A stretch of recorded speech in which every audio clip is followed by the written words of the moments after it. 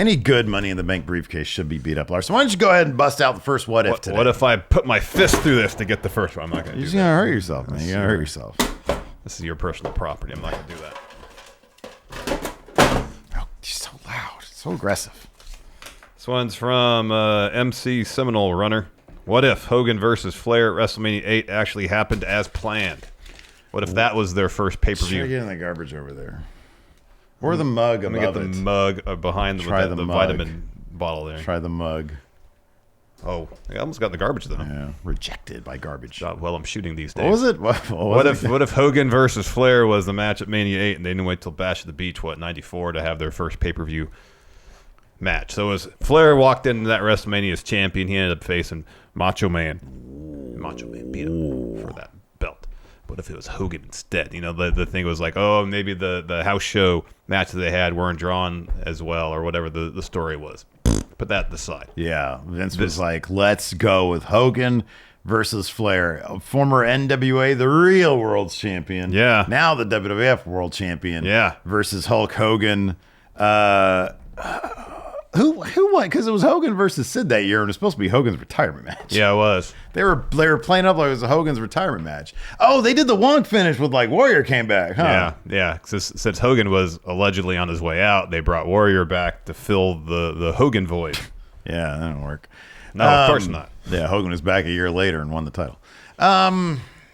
So let's say Hogan not retiring, not leaving, not taking a break to go do TV show or movies. Yeah, he's sticking around.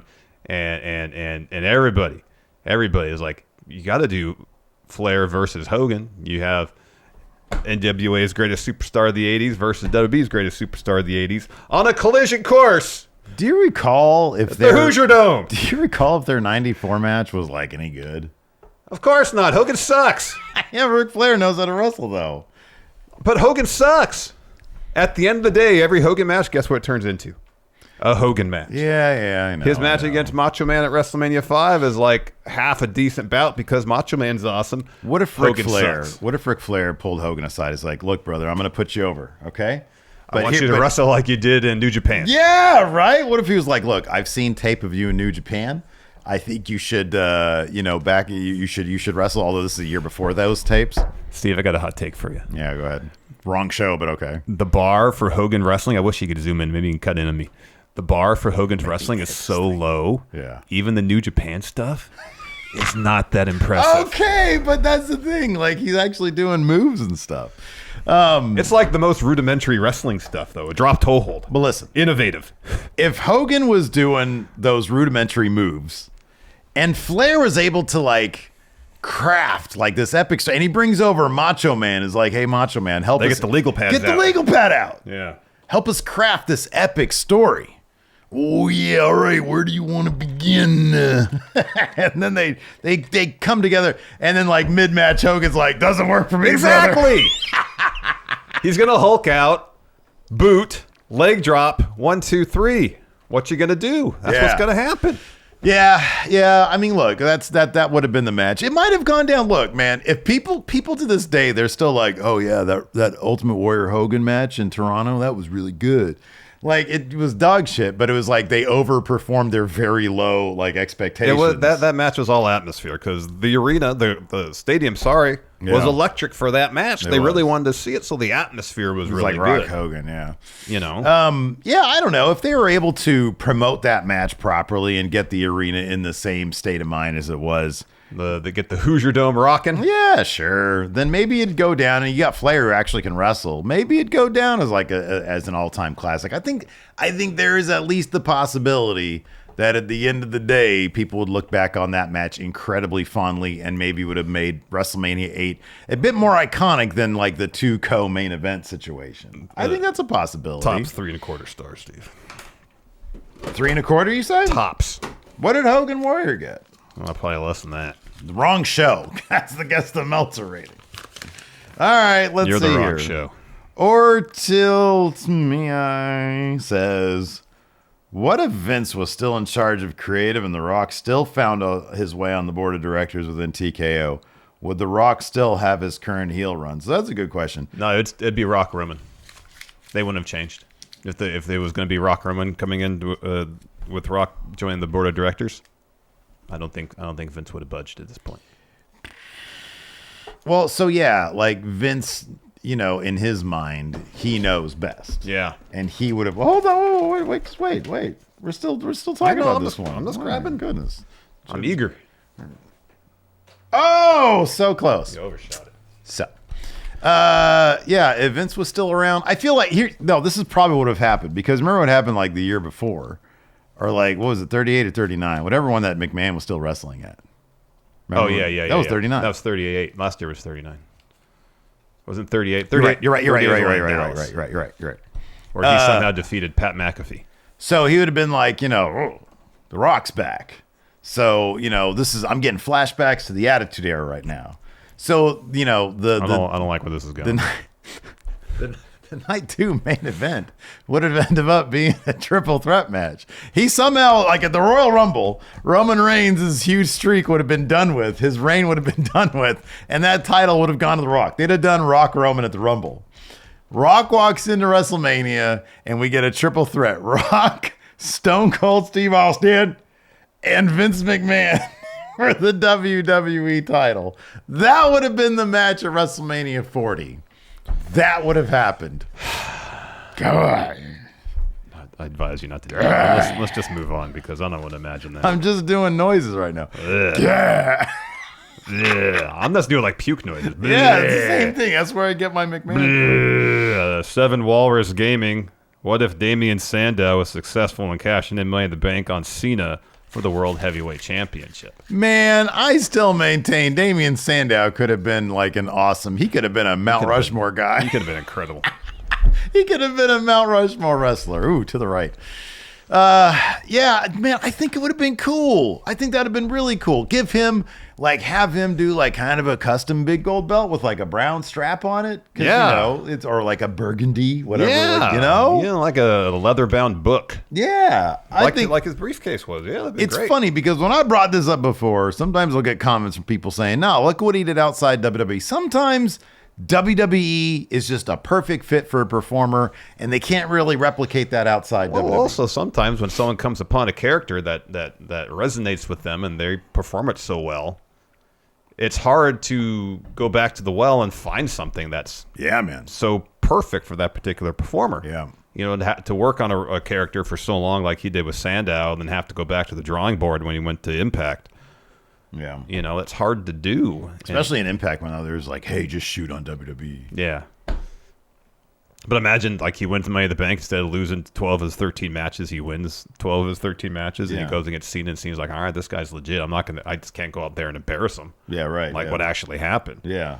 So they actually have a competitive match. Yeah. Damian Sandow wins. And he could cheat. You could cheat. Like that character cheats. Of course he cheats. And that's all good. And then he wins it. And yeah, like you said, he wins 12 out of 13 matches leading up to it. So then the fans believe, hey, this guy's legit. And then he could feud with Cody Rhodes. Mm-hmm. Oh, there you go. Because they were the Rhodes Scholars. They were the Rhodes Scholars. As a tag team, they could feud after Sandow wins the title. Mm-hmm. Yeah. Yeah. And they heading into WrestleMania 27 or whatever. And it ends up being Rock, Sandow, Cody, but then Vince is like, yeah, I want in on that match. Oh, I'm not going to make that a bit. Don't do the voice. I'm not going to make that a bit. Don't do the voice. I advise you. All right. Get out of there. I haven't even read mine yet. Well, Mikey Strange. Move faster, that's all I can tell you. Work harder. Yeah. Mikey Strange. I'm working smarter. Mikey Strange says, Sean O'Hare's devil advocate gimmick / run worked out. Or what if that happened? I'll be honest. I've heard of it. I've never seen anything from it. That's when I wasn't really watching wrestling. He says, do you think he would have been a major player in the late 2000s? Okay, let me ask you this. Pop quiz, hot shot. How many of the National Board Thrillers can you name? Me? Yeah. Shit. Was above average Mike Sanders one of them? Sanders, yes. Sean O'Hare. Yeah. Jindrak? I think he was one of them. There was one of the dudes. I'll give you a hint. His dad was like he was a WWF champion. Oh, Sean Stasiak. Stasiak. Yeah. Those are the only. And then Kevin Nash was like the leader or something. Oh, he was the Ric Flair. And that's of kind evolution. of all I know. That's kind of that. I think those are like the main guys right There we there. go. Hey, I didn't do too bad. This dude, what is his name? O'Hare? Yeah. Sean O'Hare, yeah. He did have an awesome look. Oh, yeah. He had a great swanton bomb. Yeah, he did. And so, like, what more do you need? Like, and then the Devil's Advocate thing, I know you didn't see it, but, like, it did show he had camera charisma. Yeah. Like, I like that, like, the idea, but it was one of those ideas that seemed too nebulous to be like, okay, well, it's like he's calling people out on their hypocrisy kind of thing, you know? Yeah. But, like, how far can you really go with that before you just got to be, like, cool wrestler and good storylines, and they just couldn't find that for him? Yeah. You know, I don't know. Could he have been a major player? Hey, good promo, good look, good wrestler, size. Yes, he could have been a major player if they found good stuff for him to do. Sure. I wonder if they revisited that particular type gimmick nowadays, how that would go. Well, now I want to see Natural Born Thrillers. Who else was in this? Here we go. Wrestling Stable. Okay. Chuck Palumbo in there? Yeah, Palumbo. That was the other guy. Apparently, Johnny the Bull and Reno were in it too. Oh, but I remember them. Palumbo was like the main other guy. There we go. Yeah. Jackpot Toy says, what if Rikishi didn't do it for The Rock? What would he have done it for? The views. Exactly. He was an early social media adopter. Doing it for the content. Oh, He overshot again. Do it. Oh, that was so close. We need to get a camera over there. It's the most thrilling part of this show. Is there more in here? Time Warrior has a couple. Oh, you're so aggressive. Time Warrior says, what if Cody never left AEW? Who would currently be the new top guy in WWE that would be on the verge of taking down Roman Reigns? Fuck if I know. We have Roman Rock this year with no end of sight to Roman's title reign. That's the answer. Well, hold on a second. It'd be Seth, right? Wouldn't it be Seth? They'd be finding a way to get Seth there. It'd be Seth. Oh, come It'd on. be Seth. Seth is consolation champion, man. Come on. Okay, wait a second. When What? Seth beat Roman by DQ, that was pre-Cody, wasn't it? Yes. Yeah. It would have been Seth. Seth would have beat, he would have beat Roman. Who would have beat Roman? I don't know. Braun Breaker? I don't know. You're a fucking idiot. Oh, that was off to the right. All right, Last you got one. one last chance. White Brownie says, what if Big Red never got stolen? I'm not going to read this. I'm not going to give this credence because it's all bullshit. But I guess it's for the content. What if Big Red... Rikishi was an early vlogger. Yeah, I know. What if Big Red never got stolen from Steve's car? Would Steve, like a true gentleman, have belted Larson on stream for what? For what?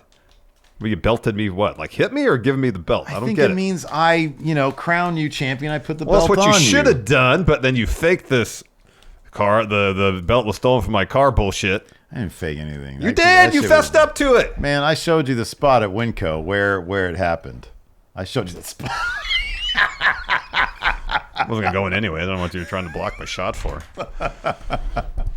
Help support Friendo Club by going to patreon.com/Steven Larson or clicking join at youtube.com/Steven Larson. Access to bonus episodes, question threads for the Going In Raw podcast, and entry to our monthly wrestling predictions challenges. Join the Friendo Club today.